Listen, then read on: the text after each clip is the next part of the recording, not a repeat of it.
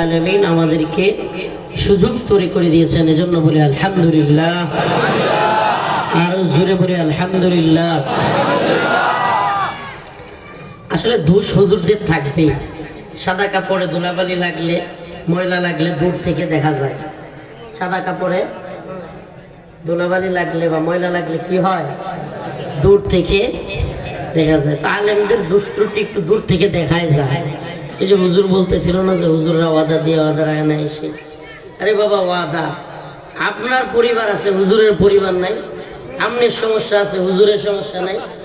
হ্যাঁ, তো বক্তা দাওয়াত রাখছে মানে কি? এবার সারা যত সমস্যাই থাক আইতেই হোক। লাশটা যদি মারাও যায় হসপিটালে, প্রয়োজনে লাশ এনে বয় দেয়। পরিস্থিতি এমন হয়েছে যে সমস্ত বক্তারা, আল্লাহ মাফ করুক, খ্যাতির বিড়ম্বনা কি পরিমাণ জিনিস। গতকালকে রাত্রে মানে এক প্রোগ্রামে গিয়ে কষ্টে মনে হয়েছিল যে এখনই পুশ করি যে আর কোনো মাহফিল আমি করবো না পুরা সিজনের। আপনারা যারা দাওয়াত দিচ্ছেন দয়া করে অন্য বক্তা দাওয়াত দেন, আমি এই সিজনে আর প্রোগ্রাম করবো না। সিজনে কি মাহফিল করার ইচ্ছাই হারায় যায় মানুষের আচরণ দেখে। মানে তাদের অবস্থা হলো, হুজুর আরে ভাই গাজীপুরের জ্যাম কে না জানে, কারণ আমি গাজীপুর পার হয়ে হেলিকপ্টার পাঠাইছেন নাকি আমার জন্য, আমি আমু কেমনি? তো গাড়ি তো চলে না, এদিকেও যায় না ওদিকেও যায় না, তো আমার করার কি? এক পর্যায়ে কইতেছে রায়েরবাগ প্রোগ্রামওয়ালারা যাত্রাবাড়ির থেকে নাকি মোটরসাইকেল দিয়ে আসতাম। মোটরসাইকেল পামু কই এখন? রাস্তা তো দুই দিক থেকে বন্ধ, মানে যা তা। এই জন্য এগুলোর ক্ষেত্রে ইনসাফ রাখা, সর্বপ্রথম ইনসাফটা রাখবে হলো শ্রোতারা। এত আবেগী হওয়া চলবে না। হুজুরের মনে হয় দাওয়াত দেয় নাই, চিটিং করছে, এই করছে সেই করছে।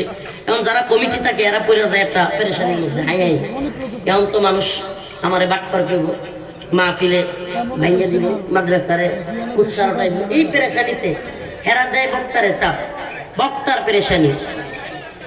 একটা আমার ড্রাইভার, আরে কুকুর হোক মানে কুত্তার উপর দিয়ে চালাই দিছে অতিরিক্ত টানতে গিয়ে, একবারে জায়গায় গাড়ির কি আল্লাহ জানে, খেয়ালও করছি না। কারণ কুত্তার জায়গায় যদি মানুষ থাকতো। এইভাবে প্রোগ্রামের জন্য চিন্তা করিয়া জ্যাম লাগছে, জ্যাম ছাড়ছে, অনেকবারে প্রাণ ছেড়ে 2 ঘন্টার মতো গাজীপুরের জ্যামে বসে গেছে, 2 ঘন্টার মতো। তাহলে কি করবো আমরা? কি করতে পারি আমরা? রাস্তাঘাট এগুলো কি আমি ক্ষমতায় আছি যে আমি ক্ষমতায় আছি? রাস্তাঘাট সব ওই গাজীপুরে ইয়ার নামে কি করে এটা আপনার ডিজিটাল, তারা রাস্তাঘাট করতে গিয়া এমন খোদাখুদি করছে রাস্তা একটার উপর দিয়ে আরেকটা।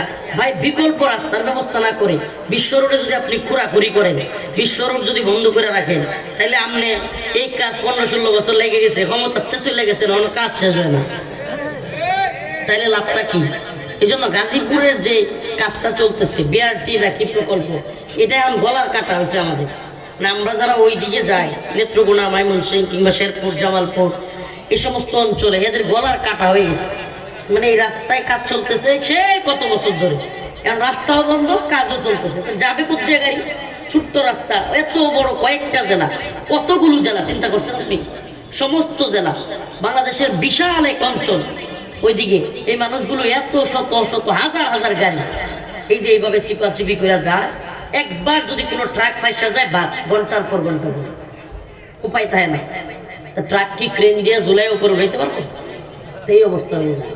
তো এই জন্য বোঝার দরকার আছে। কথাগুলো কেন বললাম? এই যে হুজুর বললো যে আমাদেরকে বলবো, যাক আমি আয়াতে কারিমা তিলাওয়াত করেছি, আমার নাক মুখ বন্ধ হয়ে গেছে। আপনারা দেখছেন কিনা আমি এইভাবে বসে কথা বলতেছি, পিঠে বুকে চাপ দিতেছি। মানে এখন রাত্রে খাই নাই, জানেন কয়টা বাজে? মানে সে এক বেলা খাইছে সারাদিন। এই জন্য শরীর স্বাস্থ্য। আবার এইটা শুনে হাসে, মানে ব্যাক করলে 3 বার আসে। কয়বার?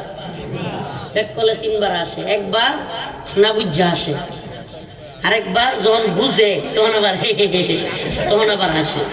তৃতীয়বার যখন মনে হয় যে আমি না বুঝা আসছিলাম, তখন আবার হাসে। তো যাচ্ছে তাই আশা আসে না, মানুষ কষ্টের কথা। আমাদের সমাজে এটা খুব খারাপ লক্ষণ।